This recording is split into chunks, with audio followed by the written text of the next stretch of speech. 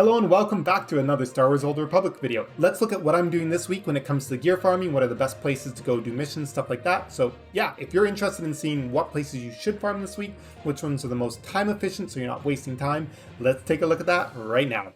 So as soon as you hit level 80, you should be going and doing your legendary implant quest. Go talk to the guy that I'm standing in front of. He'll give you this mission, and by doing different missions around the galaxy, you're going to level this up. If you haven't made Conquest yet, great, you can get 34 charges by making Conquest. Otherwise, we'll get a lot of charges just doing daily area weekly missions, heroic weekly missions, and doing some activity finder through flashpoints. Now that you've made level 80 and you've made Conquest and you've got medals of commendation from that, because it's absolutely ridiculously easy, really cheap, one full set of 320 gear is going to cost you 200 medals of commendation. So go ahead, buy yourself a set of 320 gear so that you can be nice and decked out. I chose to augment it because I want to augment it, so yeah, like, you know, a little bit stronger. I'm greedy like that.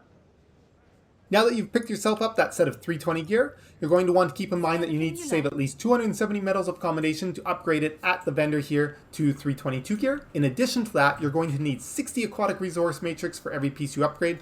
So damn, you're going to need like close to 800 aquatic resource matrix, 270 medals of commendation, and you'll probably want a few leftover medals of commendations for upgrading some of the gear over at the operations or flashpoint upgrade vendors when we get into that part of the video. So don't worry too much. You can definitely afford to buy yourself 3 sets of 320 gear and still have enough medals of commendation left over to be able to upgrade the rest of what we're going to work on this week. Although you might want to just stick with 2 sets. Hard to say, personal choice. Once you get your legendary vendor unlocked, you're going to be needing a lot of tech frags. You need 13,000 tech frags for 2 legendaries, which are now our new set bonus. And on top of that, you're going to need, I forget, is it 50 aquatic resource matrix? You need a few. Don't worry, you'll have enough. Make sure that you save up for that though. And you'll use some medals of commendation. Again, not a lot, so not a huge deal. So our first focus for gear upgrading, if we do any at all, will be going from 320 to 322 using this upgrade vendor for Conquest gear and buying it with medals of commendation and aquatic resource matrix. We want to get this done before we move on to any of the other upgrading. So how are we going to be farming up these medals of commendations? I did say they're going to be very easy because I can now get them at level 76 instead of having to get every tune to level 80. So it's great. 200 medals of commendation come from your personal conquest reward. 100,000 is now the new benchmark that you need to hit to get your personal conquest.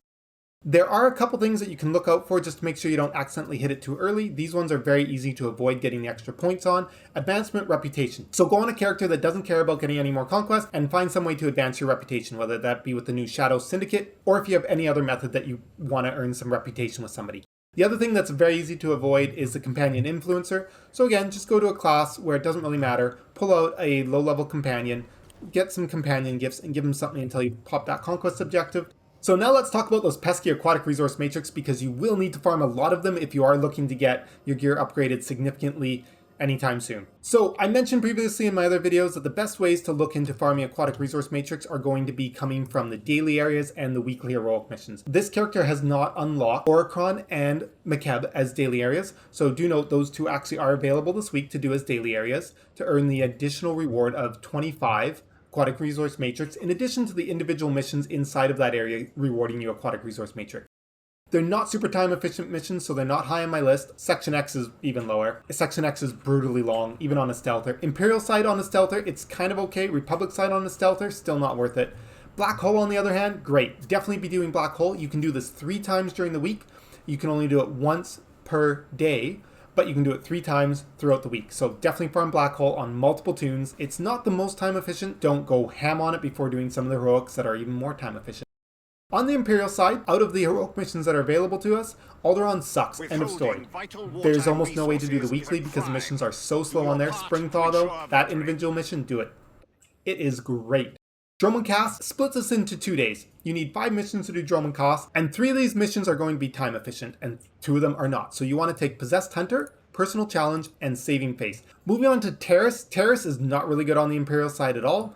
There's almost nothing you want to do. You could do the Fathers of Terrace and Blackout. They're a bit faster, and you could slowly work your way up towards the weekly by doing that over 3 days. Talking about Tatooine on the imp side, there's going to be 3 missions you definitely want to do, and just split this up over 2 days. It's 6 missions, so 3 works out perfectly. Prison Labor, this one's nice and easy. Black Box, oh crap, this one's so easy. And Jawa Trade, yeah, that's also an easy one. Alright, so we moved on to the Republic side, and we're going to figure out which ones are worth doing on the Republic side. Again, Black Hole is the only daily area that I think is worth doing on the Republic side. You can do the other ones if you want, but Section X is brutally long, even on a stealth class. Tatooine, though, is great. Tatooine is going to be our favorite place to be farming on the Republic side. You only need to do 5 missions on the Republic side for Tatooine, so you're going to want to skip one of these. Which one is the longest one? I would say a Jawa's Concern. This is the one that I would skip every time. Paris is looking a little bit better on the Republic side. It's definitely one that you can do the weekly spread out over a couple of days, but it's not one that you're going to want to do on a single day. Especially if you're on a stealth class, this is definitely worth getting the weekly spread out over 2 days. You absolutely need to skip Nightfall and Mutation every time you do Terrace. These missions absolutely suck, and the other one that you might want to think about skipping is Fall of the Locust. So that leaves us with Fallen Stars Total Elimination and Rakghoul Release as reasonably efficient missions. Coruscant is great. Do all the missions on Coruscant, you get the weekly, it's 4. Alderaan, still don't like Alderaan at all. There's almost nothing that's good to do on Alderaan. That's all the Aquatic Resource Matrix farming from weeklies that we want to talk about. And remember, this will help charge your Legendary Implant quest, which is another great bonus. Alright, now let's talk about the individual heroics that are still worth farming because they're super time efficient, and these ones should just be part of your grind anyways outside of the weeklies. I would say prioritize the weeklies over most of these, but these ones are definitely worth doing. Spring's Thaw on Alderaan, no matter what class you're on, totally worth doing it. Toxic Bombs, again, a great one. That's on Balmorra. Keeping with the Balmorra theme, you can also do Republic's Last Grasp, but I wouldn't suggest it if you're a non-stealther. And A Question of Motivation, again, is another one that's fairly good for doing on Balmorra as long as you're a stealth class. If you're a non-stealther, it's kind of debatable. Moving on to Bel Savis, you definitely want to do A Rock in a Hard Place. Breakthrough is great if you're a stealther, and it's so-so if you're not a stealther. Freeing the Fallen and Old Enemies, exact same deal with Bel Savis. Great for a stealther, so-so if you're not a stealther. I probably wouldn't do them. If you've got Hutta available, the Man with a Steel Voice and Hostage Situation Cleanup are phenomenal. Corellia, you can go ahead and do Prison Busting as a stealther. It's pretty good there. Hoth, though, you can do Taking the Heat no matter what class you're on. It's reasonably decent. And Deconstruction Efforts is definitely worth doing as a stealther, but debatable as a non-stealther. All the ones on Tatooine that are worth doing, we've already covered those, and we're going to be doing them as part of the weekly grind. As far as Voss goes, you can do Rock Eaters as a stealther. As a non-stealther, I'd probably skip it, but if you have a group of people, yeah, it's worth going in there. And all of these that I've just listed are for the Imperial side. So now let's talk about which ones you want to farm efficiently on the Republic side. Ord Mantell, you want to pick up Buying Loyalty. That's a great one, super quick. Bel Savis, you're going to want to be doing Jungle Fight no matter if you're a stealther or not. And you also want to do Open Communications. But when it comes to the Tyrant, you want to be on a stealth class or just don't bother doing it at all. Let's talk about Balmorra now. There's a few on here. So Industrial Sabotage, Local Predators, those are great whether you're a stealther or not. And if you are a stealther, you can do the Mandalorian Terror. If you're a non-stealther, don't do it. And then when it comes to Acquired Taste, Colicoid, Massacre, and Local Predators, those 3 chain together exceptionally well. So you can actually do all 3 of them together as a stealther or a non-stealther. They're definitely better on a stealther, but as a non-stealther, it's something worth considering as well. On Hoth, we're going to have 1 mission available for a stealther. That is going to be Frostclaw. On Corellia, you're going to want to do Biological Warfare as a stealther, maybe. Nar Shaddaa, you can do Shadow Extraction as a stealth class, and that basically finishes off our list of all the good ones on the Republic side to do outside of having the weekly available to you. That pretty much checks off everything we want to think about when it comes to farming Aquatic Resource Matrix this week. You've got quite a large list of things that you can do to keep you pretty busy, so you probably won't run out of too much stuff if you're swapping tunes and doing it on multiple characters. Let's take a look at what flashpoints are going to give us. So one of the important things is, I don't know if you need to pick it up off the terminal here, but I would highly suggest just pick it up just to make sure, because you don't want to miss out on getting this bonus for the weekly of doing veteran flashpoints or of course master mode flashpoint. So if we look at the quest here for the flashpoints, you're going to see that we get a gear upgrade crate. We'll talk about this in a little bit, and you'll get some tech frags for doing that. This is pretty important. You're not going to actually get gear upgrades from running flashpoints themselves. You're going to get gear upgrades from completing the veteran flashpoint weeklies and farming the currency within the flashpoint and deconstructing the gear that comes from flashpoints to use the upgrade vendor. Whew, really confusing. Let's ignore that for now. When it comes to the actual activities that are available to you for flashpoints, you have to leave everything selected on the filter. For veteran flashpoints, this is not a huge deal. There are some very slow ones that you can get on here, so it's a bit of a bummer. You know, like Circuit Corporate Labs is pretty fast. Circuit Core Meltdown is not too bad. But Ruins of Null, Secrets of the Enclave, Lost Island, Nathma Conspiracy, like there's so many that can take a long time on here. It's just a bit of a time inefficient thing, but flashpoints are really fun. I really like doing flashpoints. So I'm still going to be doing some to farm up my gear, get some of those crates, stuff like that. Again, these missions can be repeated 3 times in a week, meaning that you can farm multiple crates from doing veteran flashpoints or doing your master mode flashpoints if you're capable of doing that. I'm not really going to talk a lot about the operation weeklies that are available to get the gear upgrade. If you're doing the operations for fun, absolutely pick them up. Why not? Operations are a lot of fun. That's something that I really enjoy doing in the game. Now, I have already managed to earn myself 1 crate from the weekly for doing 3 veteran flashpoints, and then I've got a couple crates that actually came from the conquest path, which comes from doing the weekly heroic areas and daily areas.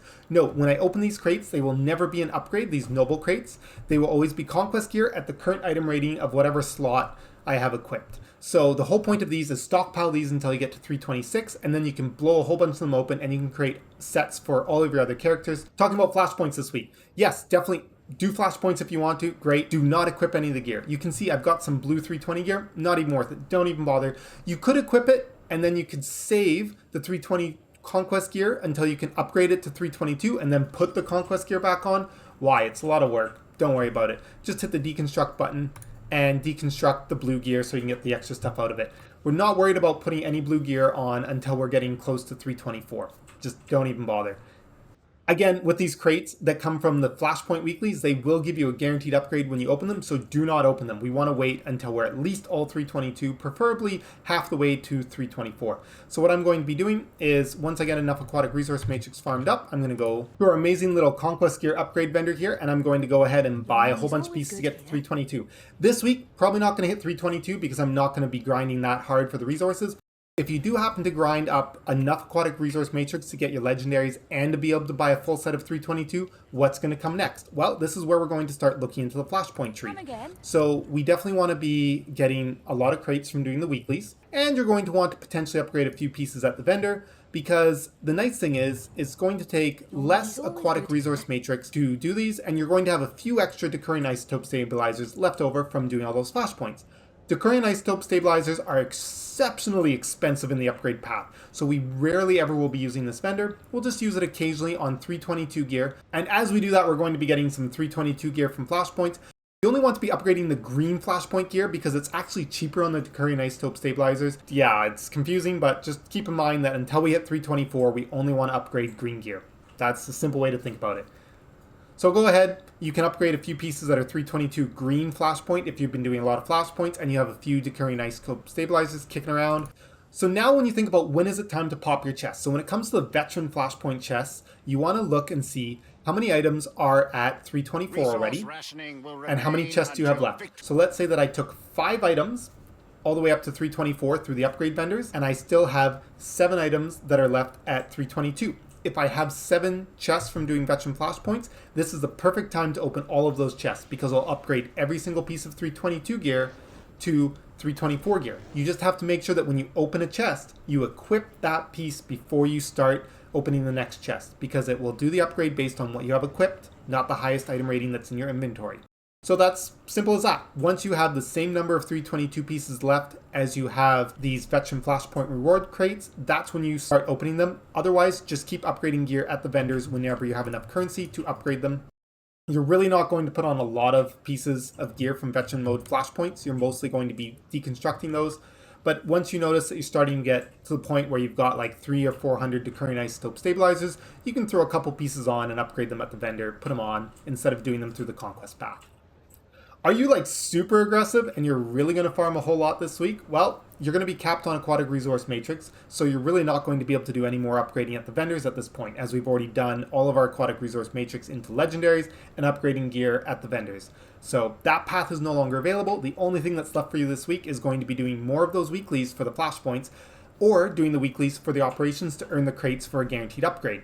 Once you get everything to 324, that's when you can start popping those crates for your Master Mode Flashpoint gear or your Veteran Mode Operations gear. That will be blue gear that can be upgraded to 326 item rating, so you don't want to pop them until everything's at 324. Hope you guys enjoyed this video. Hope you found that useful, gave you some ideas on some of the steps you can take to make the system just a little bit less complex than it is.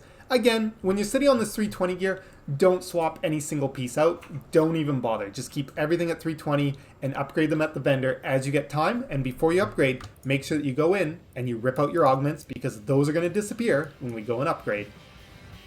And as always, have a great day, and we'll see you in the next video.